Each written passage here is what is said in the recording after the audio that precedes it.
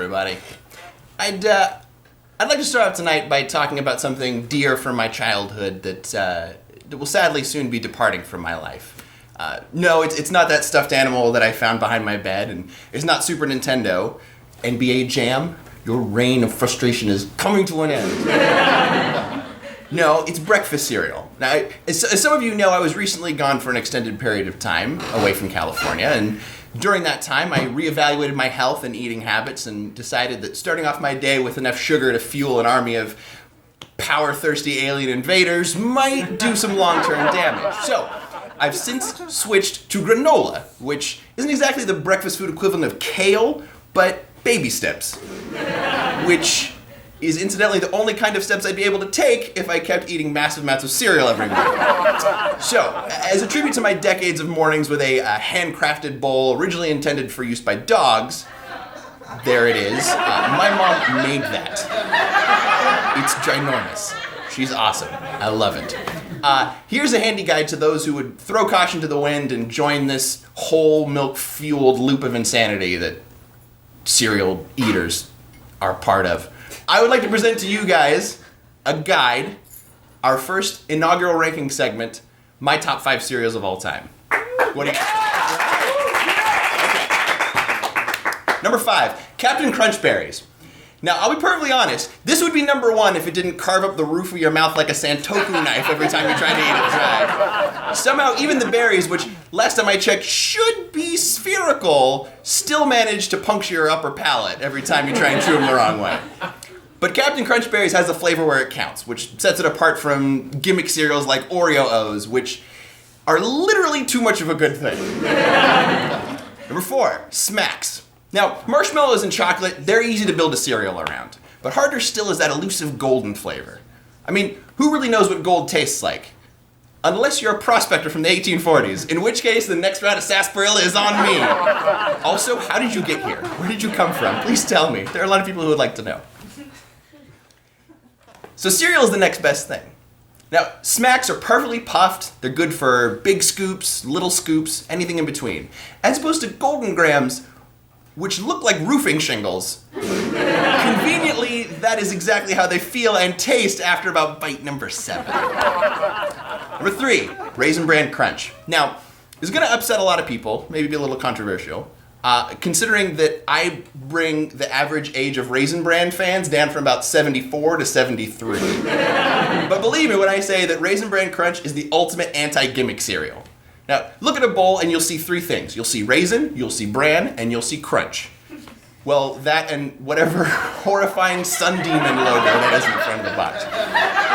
The only drawback of Raisin Bran Crunch is that once you're done, the residue left behind will permanently affix itself to any kind of bowl you're using. Doesn't matter what you use to try and get it off. Hot water, forget it.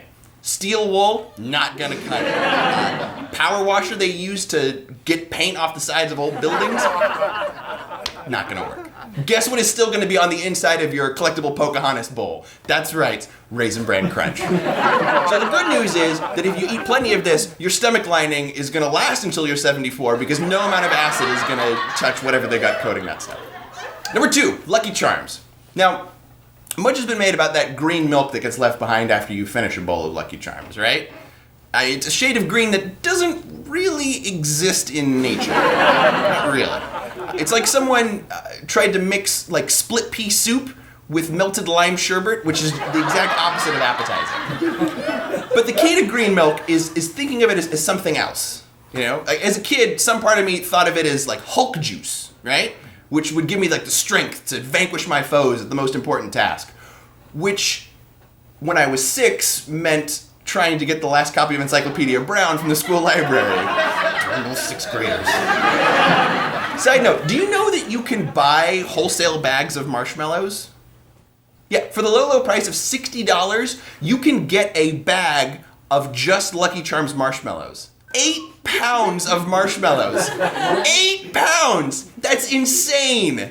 Your upstairs neighbor could split that bag into 2, and they'd still be able to use them as free weights for their Zumba class. 8 pounds of marshmallows is about 2 MacBook Pros worth of marshmallows.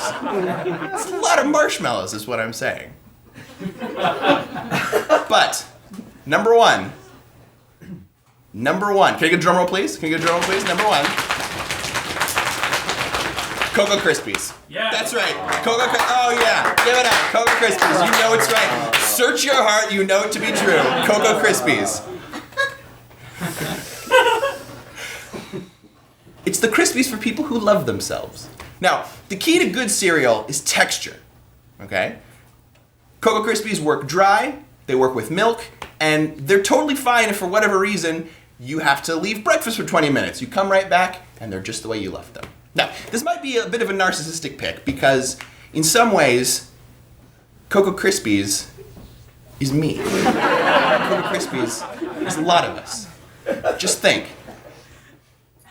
Cocoa Krispies is just like me at a bar when I'm around an attractive woman. You know, we both of us start out strong, and crunchy, and firm, and then once you add a beverage, kind of float around aimlessly and sit around until you're tossed out by somebody who decides they're not really feeling you anymore.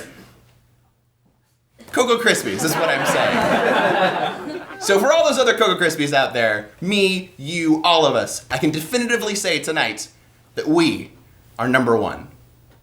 And that's it.